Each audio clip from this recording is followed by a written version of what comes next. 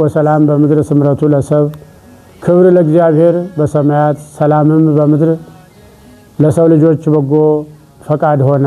የሉቃስ ወንጌል ምዕራፍ 2 ከቁጥር 14።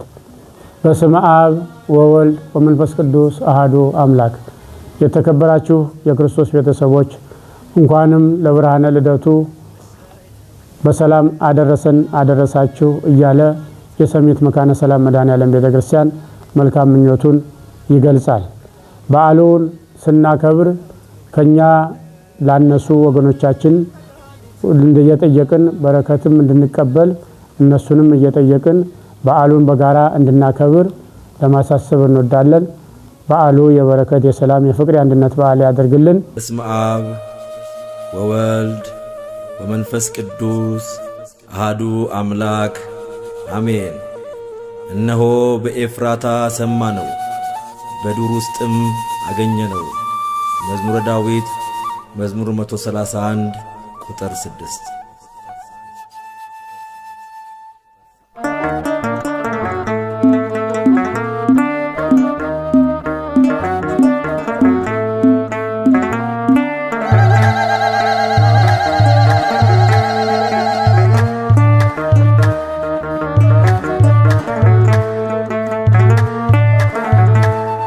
ተወለደ አማኑኤል ተወለደ አማኑኤል ከድንግል ማርያም በኤፍራታ ምድር በቤተልሔም ተወለደ አማኑኤል ተወለደ አማኑኤል ከድንግል ማርያም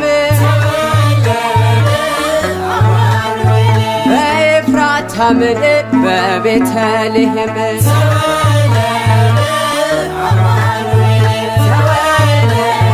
ከሰማያት ሰማይ ከሰማያት ወርዶ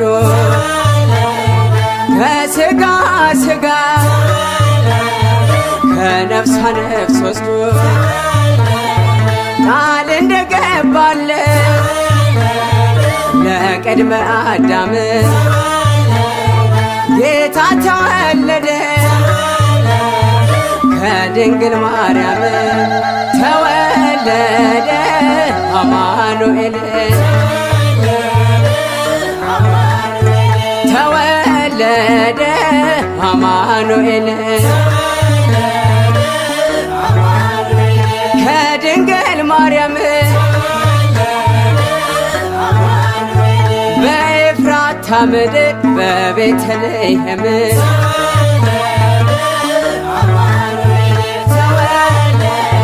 ሰብአ ሰገል መጡ ከሩቅ ምስራቅ አገር ወርቅ ዕጣን ከርቤው ለእርሱ ለመገበር ወርቁን ለመንግሥቱ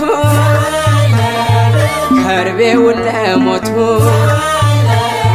ብለው ገበሩለት ሥጋው መለኮቱ ተወለደ አማኑኤል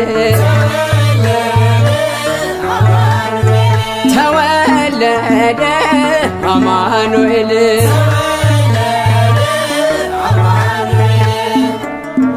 በዚያም ምድር መንጋቸውን በሌሊት ሲጠብቁ በሜዳ ያደሩ እረኞች ነበሩ። የሉቃስ ወንጌል ምዕራፍ 2 ቁጥር 8።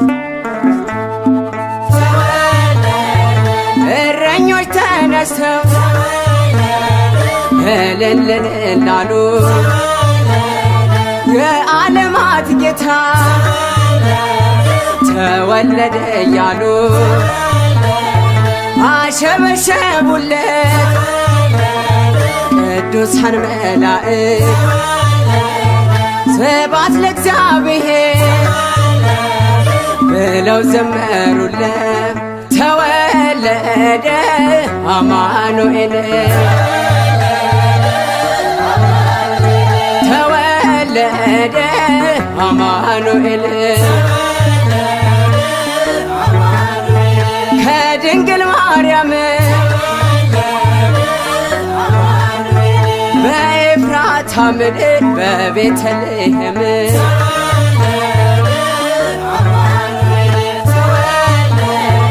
አንቺ ቤተልሔም ደስ ይበልሽ ደስ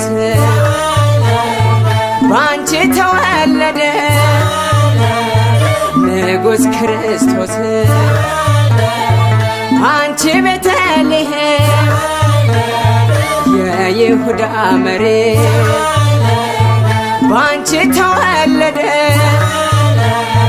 የዓለም መድኃኒት ተወለደ አማኑኤል ተወለደ አማኑኤል ከድንግል ማርያም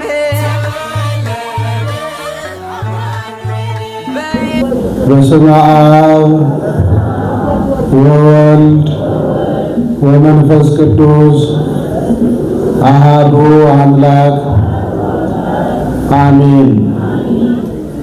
ስብሐት ለእግዚአብሔር በሰማያት ወሰላም በምድር ስምረቱ ለሰብእ። የሉቃስ ወንጌል ምዕራፍ 2 ቁጥር 14 ላይ ኃይለ ቃሉ ይገኛል። እንደምን ሰነበታችሁ?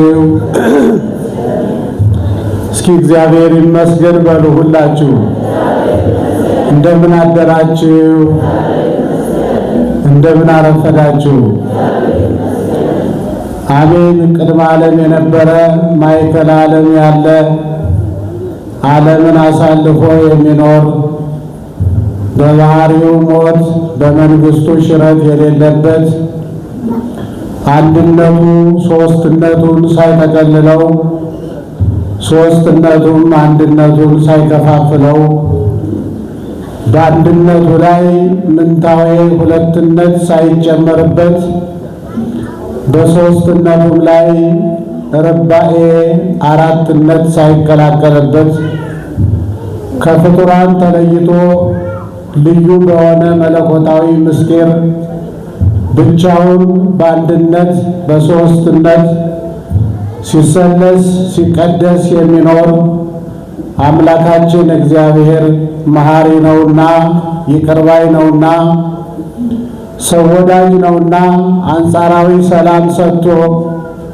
ከቤታችን አነሳስቶ ለቤቱ አብቅቶ ከሰው አገናኝቶ እንዲህ ባማረ ሁኔታ አምልኮታችንን እንድንፈጽም ቃሉን ሰምተን እንድንጽናና በረከት እንድንሳተፍ የዛሬዋን ፀሐይ እንድንሞቅ ፈቅዶልናልና የአምላካችን የልዑል እግዚአብሔር ስሙ ለዘላለሙ የተመሰገነ ይሁን።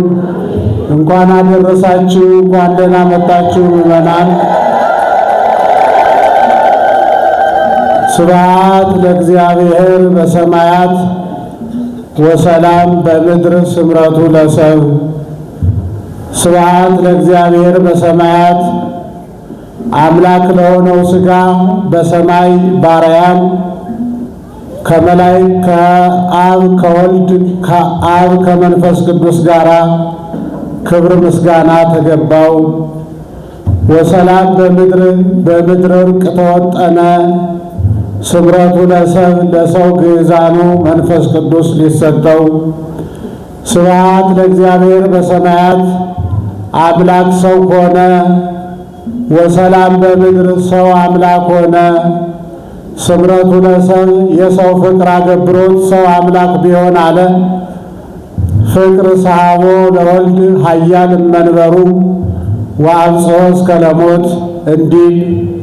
ስብሐት ለእግዚአብሔር በሰማያት በመላእክት ዘንድ ክብር ምስጋና ተገባው። ወሰላም በምድር በደቂቀ አዳም ዘንድ ክብር ምስጋና ተገባው አለ። የልደት ዕለት ኖሎት ከመላእክት መላእክት ከኖሎት አንድ ሆነው ምስጋና አቅርበዋልና ዮም አሃደ መሪኤተ ኮኑ መላእክት ወሰብ ከመ ይሰብሕዎ ለክርስቶስ ንጉሥ በቃለ አሚን እንዲል። እንግዲህ ዛሬ ለብርሃነ ልደቱ ዋዜማ ደርሰናልና እንኳን ደህና መጣችሁ፣ እንኳን አደረሳችሁ ምዕመናን። ትምህርታችንም በዚያው ዙሪያ ይሆናል።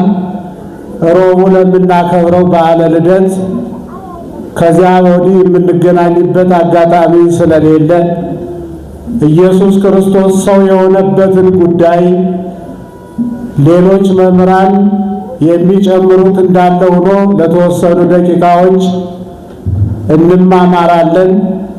እግዚአብሔር መንፈስ ቅዱስ ማንነታችንን ሳይሆን በስሙ በቤቱ መገናኘታችንን ምክንያት አድርጎ በመካከላችን ተገኝቶ እንዲያስተምረን ዕድሜ ልካችንን እየተማር ያልገባንን የብርሃነ ልደቱን ምስጢር በአእምሯችን እንዲያሳድርልን መልካም ፈቃዱ ይሁን። እንኳን አደረሳችሁ። በድጋሜ እግዚአብሔርን አመስግኑ።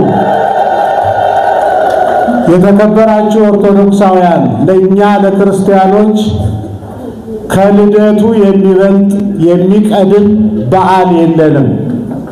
የበዓላቶች ሁሉ መነሻም መድረሻም መጨረሻም የኢየሱስ ክርስቶስ ልደት ነው። በማየ ዮርዳኖስ በእደ ዮሐንስ የተጠመቀው ታኅሳስ 29 ከድንግል ማርያም የተወለደው ነው። በገዳመ ቆሮንቶስ ሦስቱን አርእስተ ኃጣውእ ድል አድርጎ ዲያብሎስን ያሰረልን ታኅሳስ 29 ቀን ከድንግል ማርያም ከሥጋዋ ሥጋ ከነፍሷ ነፍስ ነስቶ የተወለደው ስለሆነ እንኳን አደረሳችሁ፣ እንኳን ደህና መጣችሁ ምዕመናን።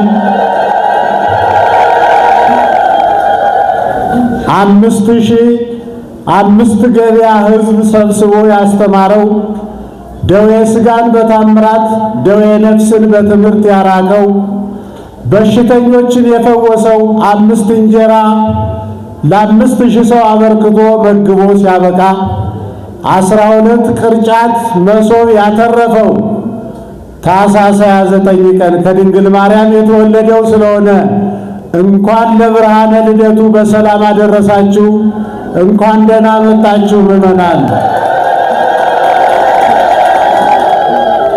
ወደ ግብፅ በረሃ ተሰዶ በስደቱ ስደታችንን የሻረው፣ ተጠምቶ ያረካን ተርቦ ያጠገበን፣ ታስሮ የፈታን ተሽጦ በደሙ የገዛን፣ በመስቀል ላይ ተሰቅሎ እርቃኑን ተሰቅሎ የብርሃን ልብስ ያለበሰን ታኅሳስ 29 ቀን ከድንግል ማርያም የተወለደው ስለሆነ ከብርሃነ ልደቱ የሚቀድም የሚበልጥ ሌላ በዓል ለኛ የለንም። አዎ በመስቀል ላይ ተሰቅሎ ያዳነን መድኃኔዓለም 3 መዓልት 3 ሌሊት በከርሰ መቃብር አድሮ ብርሃነ መለኮቱን ገልጦ ሙስና መቃብርን አጥፍቶ የተነሳው በ40ኛው ቀን በርቀት ሳይሆን በርህቀት ወደ ሰማይ ያረገው በአባቱ ቀኝ የተቀመጠው ዳግመኛ እመጣለሁ ተዘጋጅታችሁ ጠብቁኝ የመንግሥተ ሰማያትን ቁልፍ እሰጣችኋለሁ ብሎ ተስፋ የገባልን ታኅሳስ 29 ቀን ከድንግል ማርያም የተወለደው ስለሆነ ምዕመናን ደግሜ እላችኋለሁ እንኳን ለብርሃነ ትንሣኤው በሰላም በጤና አደረሳችሁ፣ እንኳን አደረሰን። ክብርና ምስጋና ለዘላለሙ ይሁን። የኢየሱስ ክርስቶስ ከድንግል ማርያም መወለድ እንደ እንግዳ ደራሽ እንደ ውሃ ፈሳሽ አይደለም። ከጥንት ከመሰረት ሲነገር የመጣ ነው። ሄሬኔዎስ የሚባል ሊቅ በሃይማኖተ አበው ማስታወሻ የምትይዙ ከዚህ በኋላ የማነሳቸውን ሐሳቦች መያዝ ትችላላችሁ። ትምህርታዊ አድርገን እንማማራለን።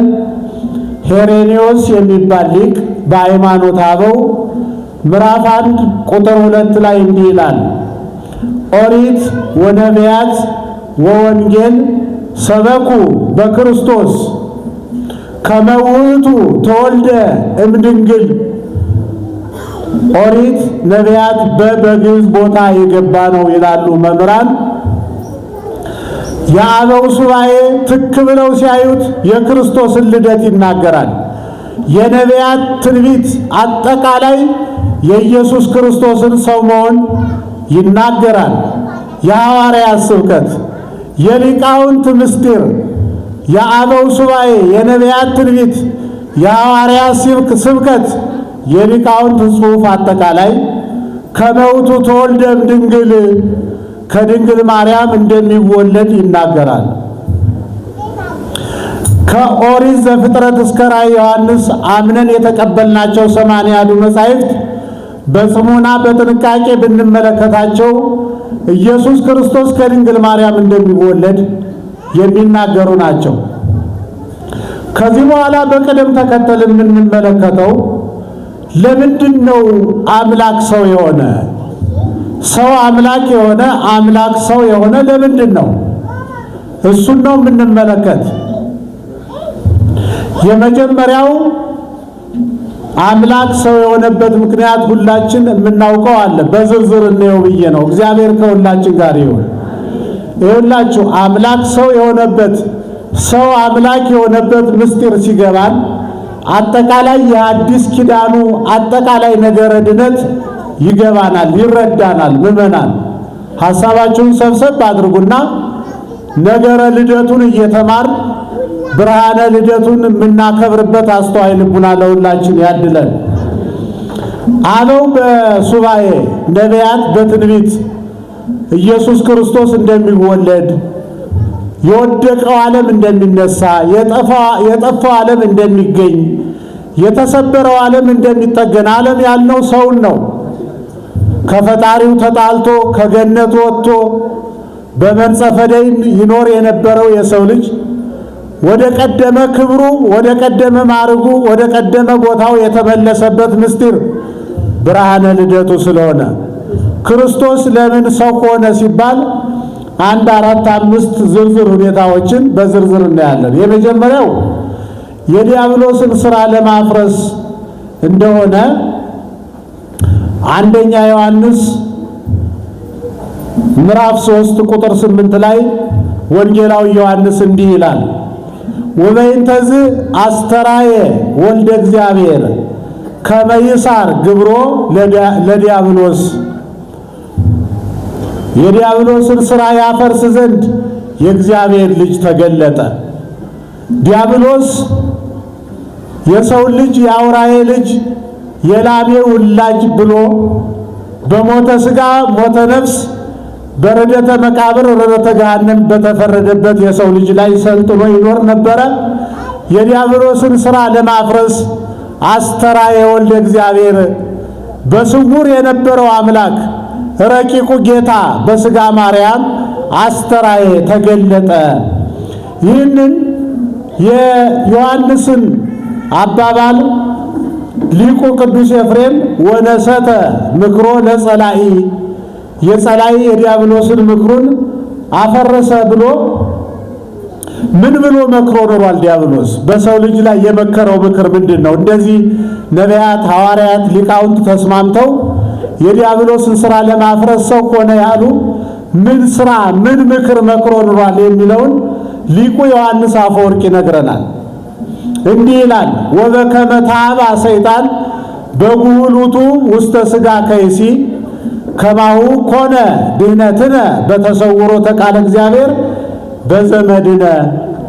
ዲያብሎስ ሰውን ሲያስተው በሥጋ ከይሲ ተሰውሮ በልሳነ ከይሲ ነበረ ሰውን ያሳተው።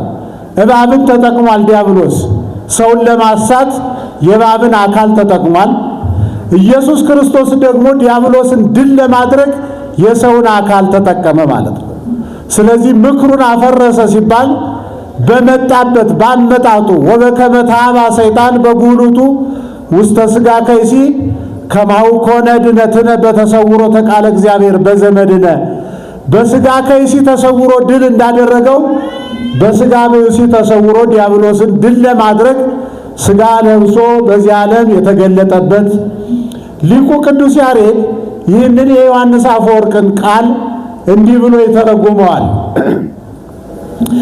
በዘመከረ ተሐፍረ ወበዘ አትከለ ተሰደ፣ በመከረው ምክር አፈረ፣ ባስተከለው መስቀል ድል ተነሳ ብሎ በጣም በሚገርም ሁኔታ ዕብራውያን 2 ቁጥር 14 ላይ ራዕየ ዮሐንስ ምዕራፍ 17 ላይ ያለውን በዚህ መልኩ ይገልጠዋል። መስቀሉን እንዲያዘጋጁ ያደረገ ዲያብሎስ ማን እንዲሰቀልበት ነበር? ኢየሱስ ክርስቶስ እንዲሰቀልበት ነበር። ድል የሆነ ማን ነው? ራሱ ዲያብሎስ።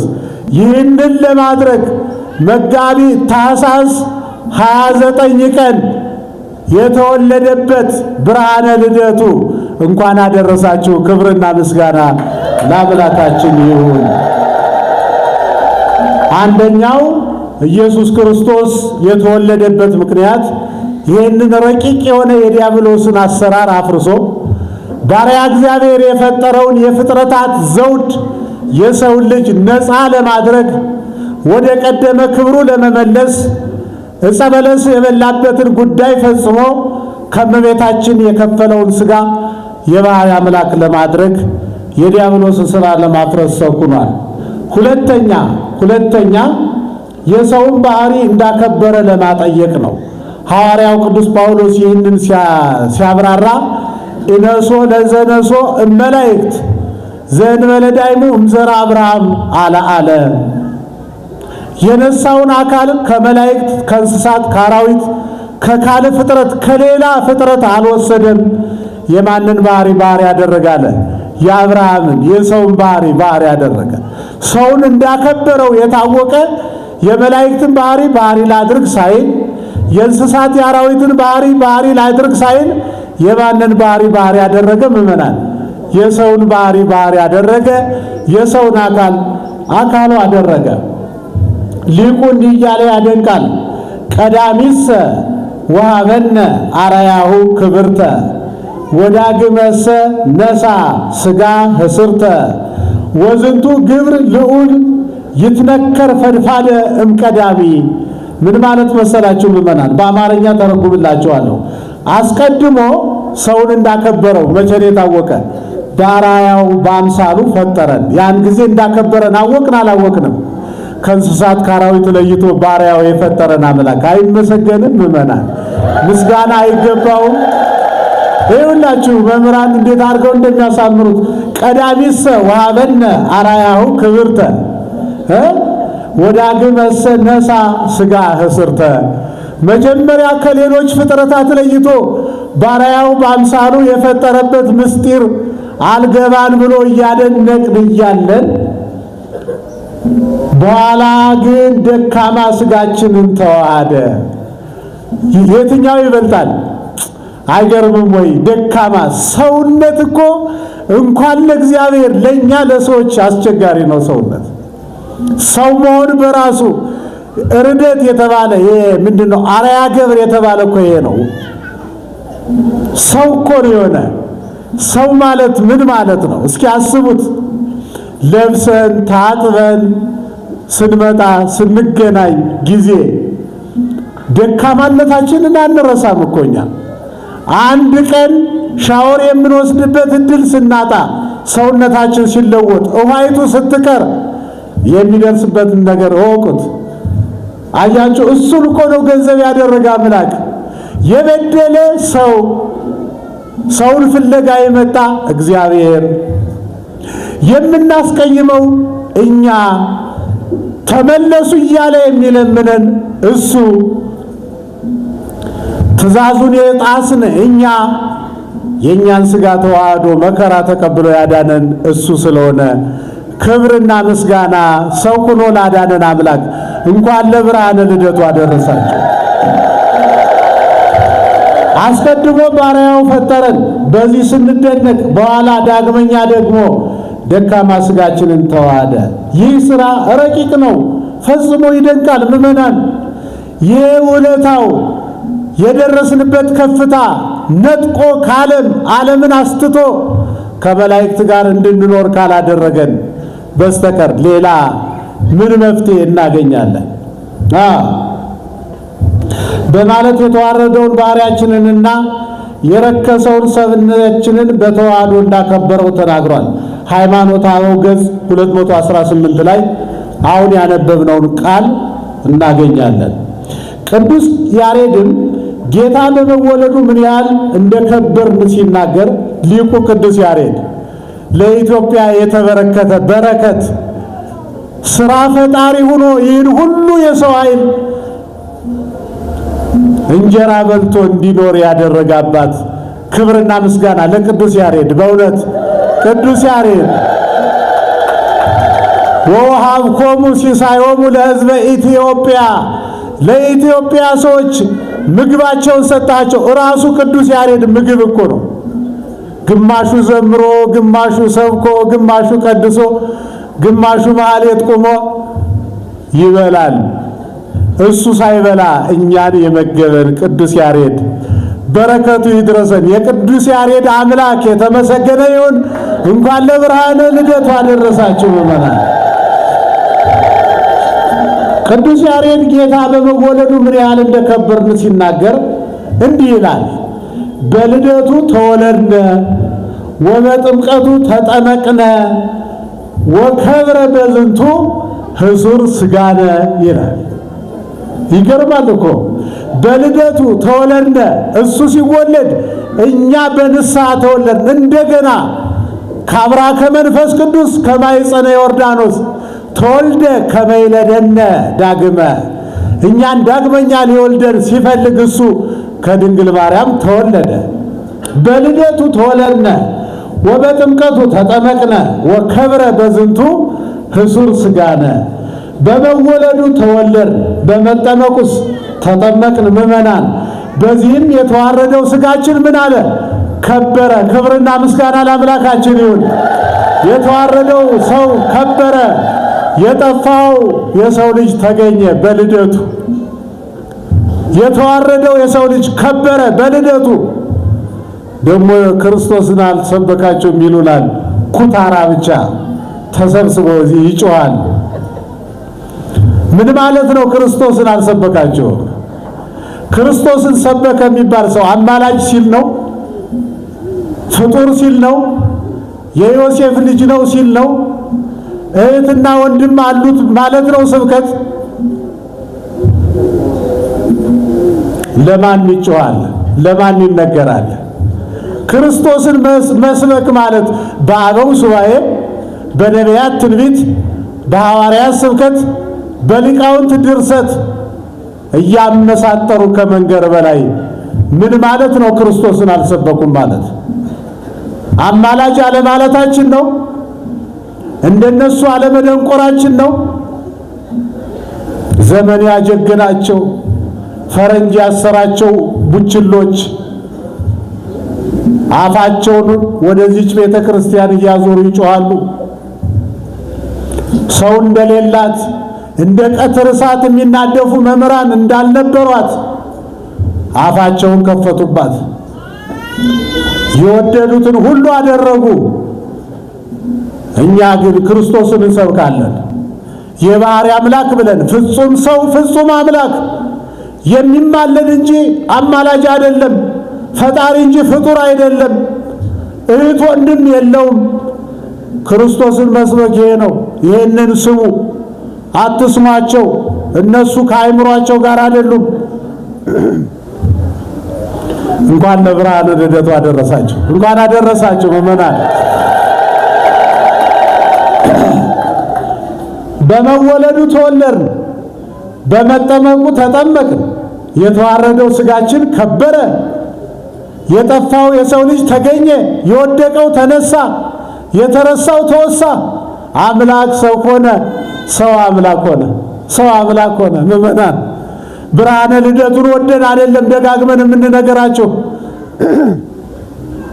በመንጸፈ ደይን ወድቆ በእግረ አጋንንት ይጠቀጠቅ የነበረ የዲያብሎስ መጫወቻ የነበረ የሰው ልጅ አምላክ የሆነበት የክርስቶስ ልደት በዘባነ ኪሩብ የተቀመጠበት የሰው ልጅ መላእክት አባረውት አሁን ግን ሊያመሰግኑት መላእክት ከሰማይ የወረዱለት።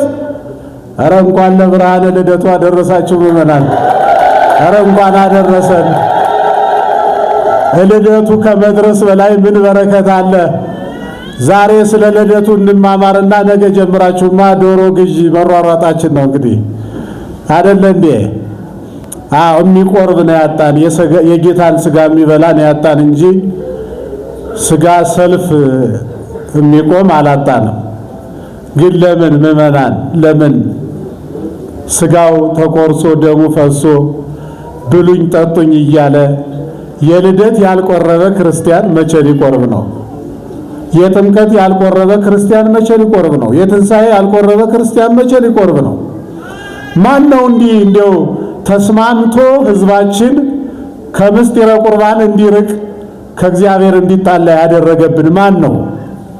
ምን አለ አሁን ሁልጊዜ እናንተን ከምናስጨንቃችሁ እንዳትቆርቡ ትጠፋላችሁ ብሎ ያባረራችሁን ሰው ብትነግሩን፣ ወደኛ ብትልኩት በሚገባው ቋንቋ እናናግረው ነበር እኮ።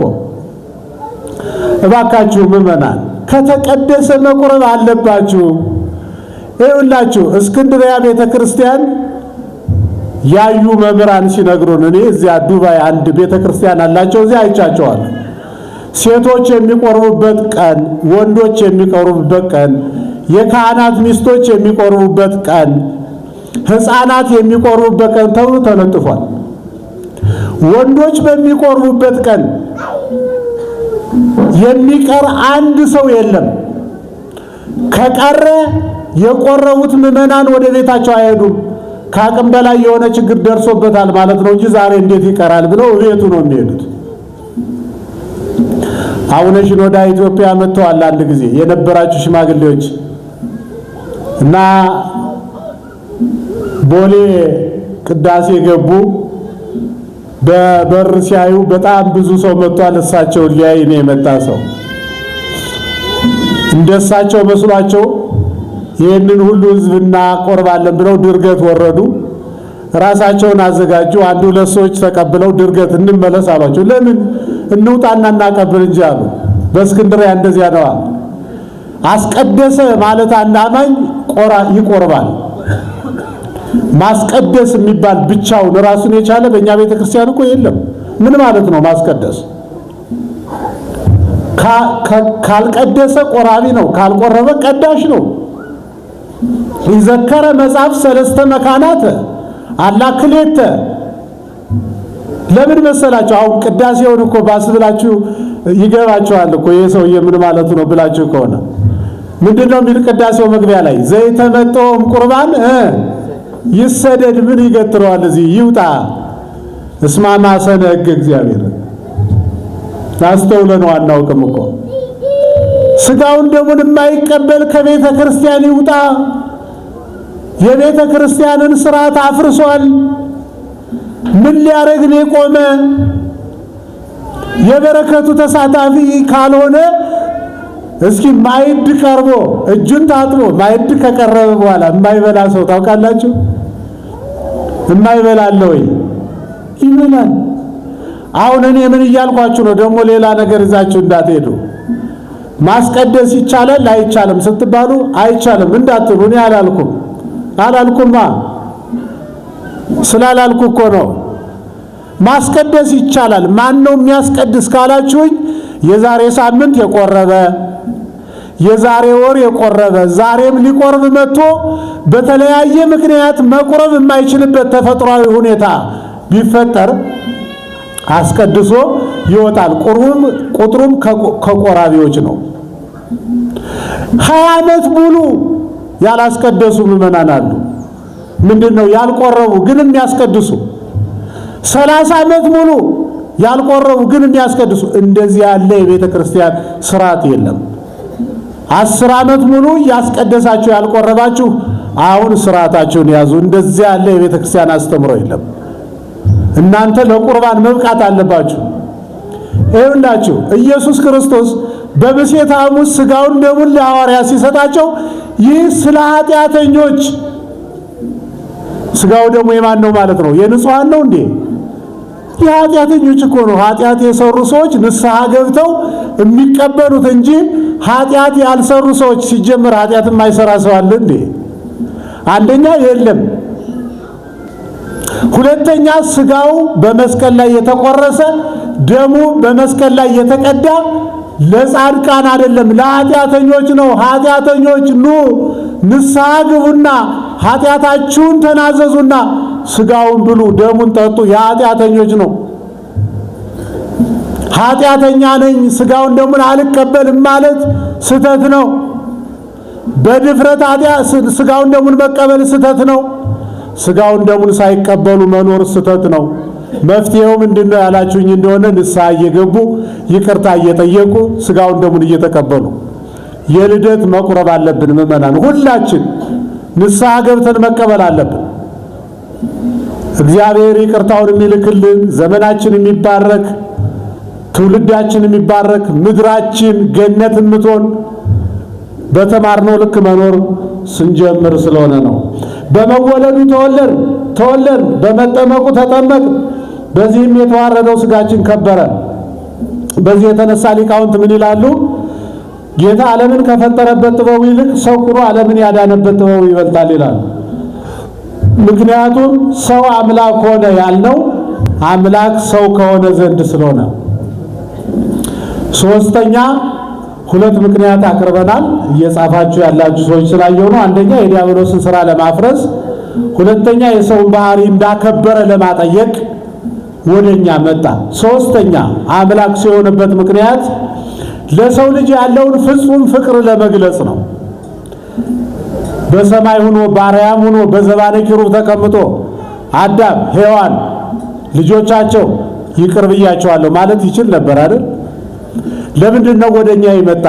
አክብሮን እኮ ነው። ምእመናን ፍቅሩን እኮ ነው የገለጠልን። እስኪ አመስግኑት እግዚአብሔርን። የሰውን ልጅ ወደ እሱ ዙፋን አላስጠራም። እሱ ዙፋኑን ለቆ ወደኛ መጣ። ምእመናን በዚህ ሁሉ ዋጋ ተከፍሎልናል። ክብራችሁን እወቁት። የተከፈለልንን ዋጋ ተረዱ። እግዚአብሔር ምን ያህል እንደወደደን በመረዳት ባልንጀራችንን ለመውደድ ዛሬ ራሳችንን እናዘጋጅ። ባልንጀራን መውደድ ማለት በበዓል ባጠገባችን ያሉትን ማሰብ ነው። አሁን መንገድ ላይ ያሉት ለይቶላቸው የሚሰጣቸው አያጡ። እውነት እላቸዋለሁ ምእመናን ወገኖቼ፣ ሊለምኑ ያፈሩ ግን ኑሮ የከበዳቸው እዚያው አጠገባችሁ ጎረቤታችሁ አጠገባችሁ ስራሉ። ደፍራችሁ ጠይቋቸው፣ አናግሯቸው። ኑ ዛሬ በዓል አብረን እንዋል በሏቸው። የተረፈውን አብረው ይቅመሱ። ምድራችን የምትባረክ የዚያን ጊዜ ነው። በርህን ቆልፈህ እየበላህ በእንተ ስማ ለማርያም ሲል ተማሪ አትሰሙ፣ ድርሳነ ሚካኤል አታስነብቡ፣ ጸበል አታስረጩ። ቆልፈህ እየበላህ እግዚአብሔር ቤቴን ይባርክልኛል ብለህ እንዳታስብ። ብቻውን የበላ ብቻውን ይሞታል። ደሞዝህን በቀዳዳ ኪስ ትከታለህ። ቤታችን ይከፈት። ቤት የእግዚአብሔር ነው። ዛሬ እኛ በዓል ስናከብር ተርፎን ተትረፍርፎን አጠገባችን ያሉትን የኔቢጤዎች ከረሳናቸው እግዚአብሔር ቦታ ያቀያይራል፣ ያውቅበታል። እኛን በሆነ ምክንያት ከቤታችን አውጥቶ ሜዳ ላይ ያስቀምጥና ባላወቅነው መለኮታዊ ጥበብ እነሱን እኛ ቤት ያስገባቸዋል። ካልተረዳዳን ሀገራችንን እናጣታለን፣ ቤታችንን እናጠዋለን። ይሰማል? ይሄ ነገር ይሰማል? ምእመናን እሺ፣ እግዚአብሔር ከሁላችን ጋር ይሁን። ለሰው ልጅ ያለውን ፍቅር ለመግለጽ እንዴት መሰላችሁ? ዮሐንስ ወንጌላዊ ምዕራፍ 3 ቁጥር 16 ላይ እንዲህ ይላል። የሰውን ፍቅር ለመግለጽ እስመ ከመዝ አፍቀሮ እግዚአብሔር ለዓለም። ዓለም ያለው ሰውን ነው። እግዚአብሔር ሰውን እስከዚህ ድረስ ወደደው። እስከ ምን ድረስ? እስከ ወልዶ ዋሂደ መጠወ ወወሀበ ቤዛ ለኩሉ ተቀዳሚ ተከታይ የሌለው ልጁን ውረድ ተወለድ ሙት ተሰቀል ብሎ እስከ መስጠት ደርሶ እግዚአብሔር ዓለሙን ወዶታል። ቅዱስ ጳውሎስ ወሶበ እንዘ ጸሩ ለእግዚአብሔር ነነ እግዚአብሔር የወደደን ወደነው እንዳይመስላችሁ ምእመናን፣ አስቀይመነው ባለበት ሰዓት አሳዝነነው ባለንበት ሰዓት እኮ ነው የወደደን። ወሶበ እንዘ ጸሩ ለእግዚአብሔር ጠላቶቹ ሆነን ሳለን ተሳሃለነ በሞተ ወልዱ በልጁ ሞት ይቅር አለን። ክብርና ምስጋና ለአምላካችን ይሁን። ተሳሃለነ በሞተ ወልዱ ሮሜ ምዕራፍ 5 ቁጥር 10 ላይ ነው እንዲህ የሚል ሊቁ ቅዱስ ኤፍሬም ሰውን ምን ያህል እንደወደደው ሲናገር በእንተ ፍቅረ ሰብ መጻእከ ውስተ ዓለም የሰው ፍቅር አስገድዶህ ወደዚህ ዓለም መጣ። ሰውን አድራሻ አድርጎ መጣ። ምን ዋጋ አለው? አንቺን ብዬ መጣው አንቺን አጣው እንዲሉ እኛን አድሬስ አድርጎ መጥቶ እኛን ሲያጣ ሀበ እልያሁ መጻ ወደ ወገኖቹ መጣ። ንግበር ሰባ ባሪያነ ወበአምሳሊነ ብሎ ወደ ፈጠረው ወደ ሰው ልጅ ወልድየ ዘበኩሬ ወደ አላቸው ወደ እስራኤል መጣ። ወእልያውሰ ኢተወክፍዎ እነሱ ግን አላመኑበትም፣ አልተቀበሉትም። ወለእለሰ ተወክፍዎ ወሀቦሙ ስልጣነ ውሉደ እግዚአብሔር ይኩኑ ለለ አምኑ በስሙ ያመኑበትን የእግዚአብሔር ልጆች ይባሉ ዘንድ ስልጣን ሰጣቸው። የሰው ፍቅር አገብሮ ልትሞት ወደዚህ ዓለም መጣ። ሰው በመሆንህም ወኩሉ ፍጥረት ተፈሳሐ በምጽአትከ ፍጥረት ሁሉ ደስ አለው። አምላክ ሰው ሲሆን ፍጥረተ መላእክት ደስ አላቸው። ይወርዳል ይወለዳል እያሉ ነቢያት ትንቢት ሲናገሩ ይሰማሉ። በአጭር ቁመት በጠባብ ደረት ተወስኖ አይተነው ስብሐት ለእግዚአብሔር በሰማያት ወሰላም በምድር ስምረቱ ለሰብ ብለን አመስግነን ከሰው ልጅ ጋር ታርቀን ከሰው ልጅ ጋር አንድ ላይ ዘምረን እያሉ ይመኙ ነበረ። ያ ዘመን ደርሶ እያሉ ሲመኙ ደርሶላቸው አመስግነው ፍጥረተ መላእክት ደስ ብሏቸዋል። እንስሳት አራዊት ደስ ብሏቸዋል። ምእመናን ክርስቶስ ሲወለድ ለምን መሰላችሁ? አዳምና እግዚአብሔር ሲጣሉ በአዳም የተነሳ ትዝ አይላችሁም? በኖህ ጊዜ ይህች ምድር በንፍር ውሃ ስትቀቀል እንስሳት አራዊት እኮ ጠፍተዋል። አብረው በሰው ኃጢአት እንስሳት አራዊት ጠፍተዋል። ለኖህ ነው ወአትረፈ ሰማኒተ ነፍሳተ 8 ሰዎችና ከእንስሳት ሴትና ወንድ እያደረግክ ወደ መርከብ ግባ ብሎ የቀረው እንስሳት አራዊት በሙሉ በንፍር ውሃ ተቀቅለው ስለነበረ ወኩሉ ፍጥረት ተፈሳሐ በምጽአትከ ማለት እንስሳት አራዊት ሁሉ ደስ ብሏቸዋል።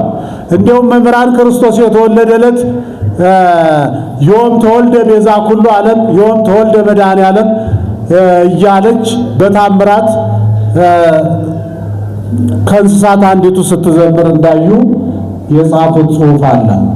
ስለዚህ ለሰው ልጅ ያለውን ፍቅር ለመግለጽ ሶስተኛው ምክንያት በመሃል የሚነሱ ጉዳዮች እንዳሉ ሆነው አራተኛ ምንም ጥርጥር የለውም አምላክ ሰው የሆነ ለምንድን ነው ሲባል ሰውን ለማዳን ነው። ሊቁ ቅዱስ ያሬድ እንዲህ ይላል። ሰውን ለማዳን አምላክ መሆኑን ሲገልጥ እንዲህ ይላል። ይሰማል ምእመናን? ሐሳባችሁን ሰብሰብ አድርጉ። እግዚአብሔር ከሁላችን ጋር ይሁን። ሰውን ለማዳን ሰው እንደሆነ ሊቁ ቅዱስ ያሬድ እንዲህ ይላል። አልቦ አመ ኢሃሎ ሰማይ መንበሩ ወምድር መከየደ ገሪሁ ጽኑ ለጽውስ ረዳኤ ምንዱር መቅለሌ እጹብ መጻ ከመያድን ውሉደ ሰብ ወይቤዙ ኩሎ ዓለመ ይላል ቅዱስ ያሬድ። ምን ማለት ነው? በአማርኛ እርሱ የሌለበት የለም። ሰማይ ዙፋኑ ነው፣ ምድርም የእግሩ መረገጫ ናት። ችግረኞችን የሚረዳ የደከሙትን የሚያበረታ ችግረኞችን ምን የሚል የሚረዳ አምላክ፣ የደከሙትን ምን የሚል አምላክ የሚያበረታ አምላክ። ለችግረኞች ማን አላቸው ከእግዚአብሔር በስተቀር? የተቸገሩ የተራቡ የሚረዱ በሱ ነው። ብዙ ሰዎች ረድተውናል እናውቃለን። የረዱን ግን ማን ልኳቸው ነው?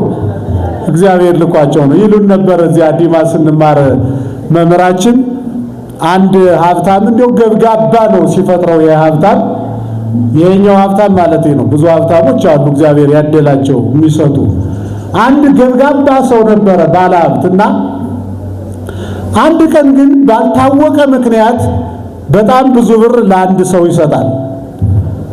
መንገድ ላይ አግኝቷቸው እኒህ ሰውዬ አግኝተው ያጡ ከብረው የተዋረዱ ናቸው። እንደው እግዚአብሔር ከእንዲህ ያለ ነገር ይሰውረን ምዕመናን። አግኝቶ ማጣት፣ ከብሮ መዋረድ፣ በከበሩበት ሀገር በሰጡበት ሀገር መለመን ከባድ ነው። መቼም ያው የሰው ልጅ የማይችለው ነገር ስላለ እንችላለን እንጂ ከባድ ነው እና ብዙ ብር ሰጣቸው። ሲሰጣቸው ይሄ ባለሀብቱ ረጅም ምስጋናን የጠበቀ እሳቸው ዓይናቸውን ወደ ሰማይ ተክለው አፋቸው ይንቀሳቀሳል። ሰውየው ዙሪያቸውን እየዞረ ምን አባቱ ነው የሰውዬ ብዙ ብር ሰጥቼል እንዴ አያመሰግነኝም እንዴ እያለ ይዞራል። ቢጠብቅ ሰውየው ምንም ድምፅ ሊያወጡ አልቻሉ። ከዚያ ጠጋ ብሎ አባቴ ብር ሰጥተናል አይደል ለምንድን ነው የማያመሰግኑኝ አላቸው። ተረጋጋ፣ የሰጠኝ ማን ልኮ ነው አሉት። እግዚአብሔር ልኮ ነው። መጀመሪያ የላከህን አንተን የላከህን አምላክ ላመስግን። ከጠበከኝ አንተን እግዚአብሔር ማደሪያው ሁነህ ልኮሃልና የሚገባህን ምስጋና አቀርብልሃለሁ። ከእግዚአብሔር ልቅደም ካልክ ግን ገንዘብህ ይቀራል እንጂ ላመሰግንህ አልችልም አሉት። ይገርማል እኮ ተመልከቱ። የሰው ልጅ አሁን እኮ እንዲህ ያለም ሰው አተናል እኮ። ክብሩን ሁሉ ማን መውሰድ አለበት? እስኪ አመስግኑት እግዚአብሔር። ያለ ሰው አልሆንም። ሁላችንም ተረድተናል፣ ሁላችንም ታግዘናል፣ ሁላችንም ተደግፈናል። ግን ማን ልኳቸው ደገፉን? ማን ልኳቸው ረዱን? ክብርና ምስጋና ለረዳን ለአምላካችን። ረዳኤ ምንዱብ። አዎ ረዳኤ ምንዱብ ያለው ለዚያ ነው።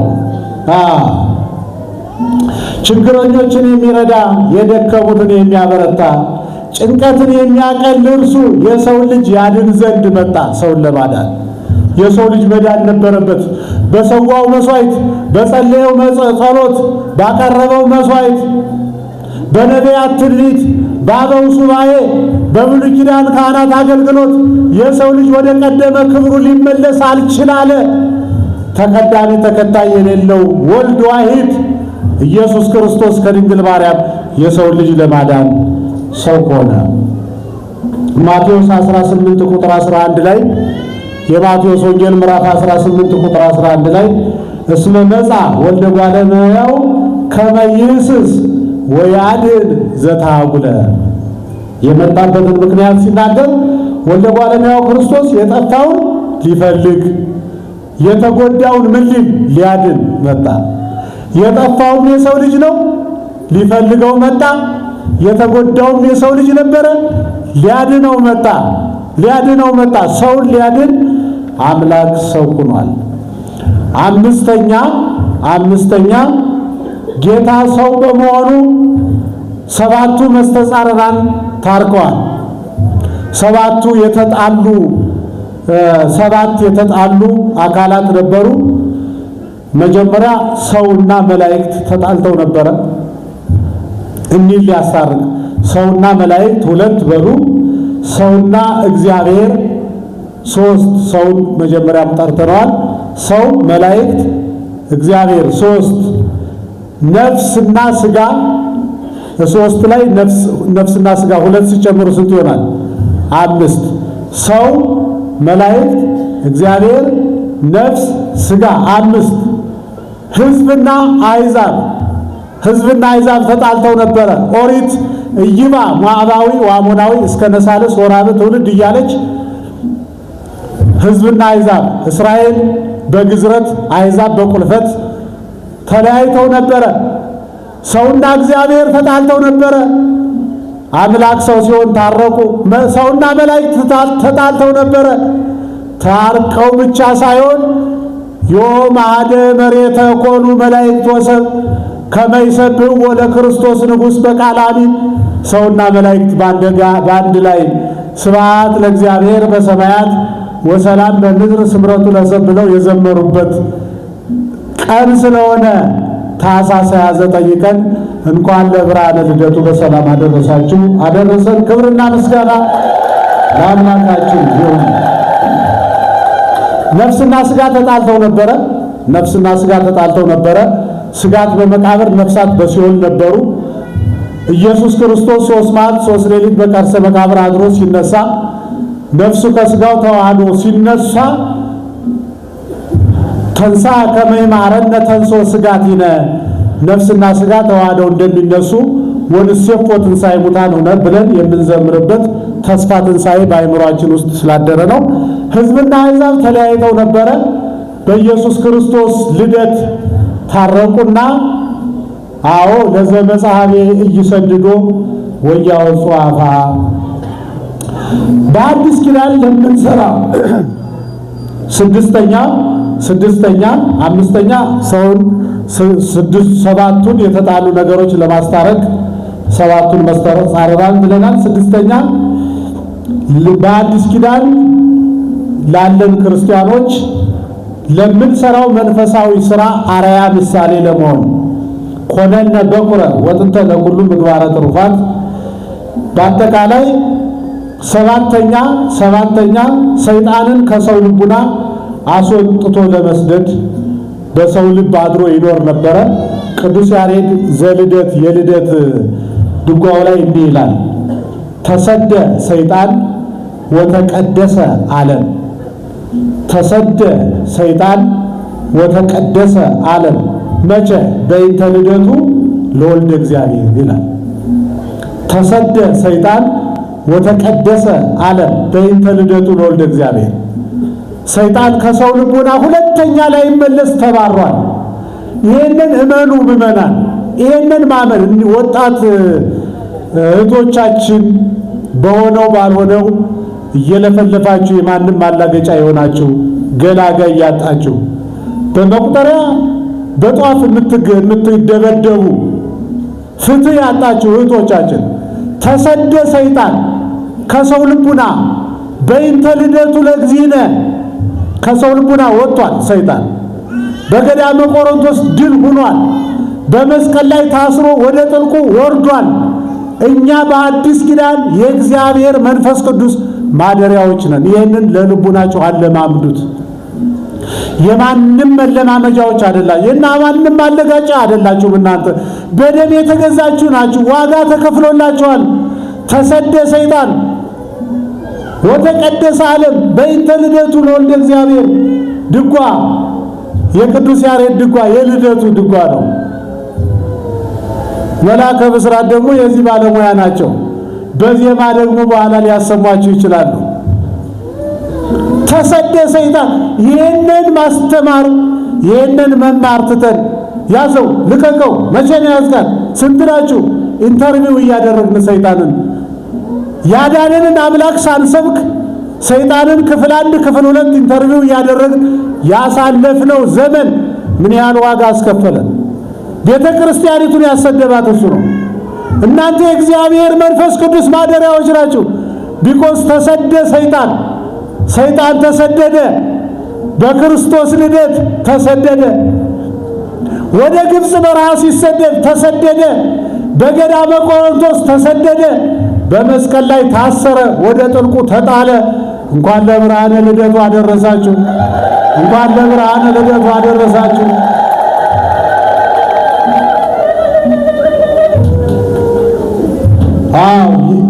በአጠቃላይ የጌታ መወለድ የዓለም ታሪክ የለወጠ ዓመተ ፍዳው በዓመተ ምሕረት የተለወጠው ጨለማው በብርሃን እርግማኑ በምርቃት ልዩነቱ በአንድነት ውድቀቱ በትንሣኤ ውርደቱ በክብር የተለወጠበት የዓለም ታሪክ ከዓመተ ፍዳ ወደ ዓመተ ምሕረት፣ ከጨለማ ወደ ብርሃን፣ ከግራ ወደ ቀኝ የሰው ልጅ የተመለሰበት ዓመት። እንኳን ለብርሃነ ልደቱ አደረሳችሁ፣ እንኳን አደረሳችሁ፣ እንኳን ደህና መጣችሁ። ተረፈ መዓልቱን ይባርክልን፣ ከበዓሉ በረከት ያሳትፈን፣ የሁላችንንም ፍጻሜ ያሳምርልን። በዓሉን በረከት የምናገኝበት ሥጋውን ደሙን የምንቀበልበት ባልንጀራችንን ረድተን እግዚአብሔርን የምንታረቅበት በዓል ያድርግልን። ወስብሐት ለእግዚአብሔር።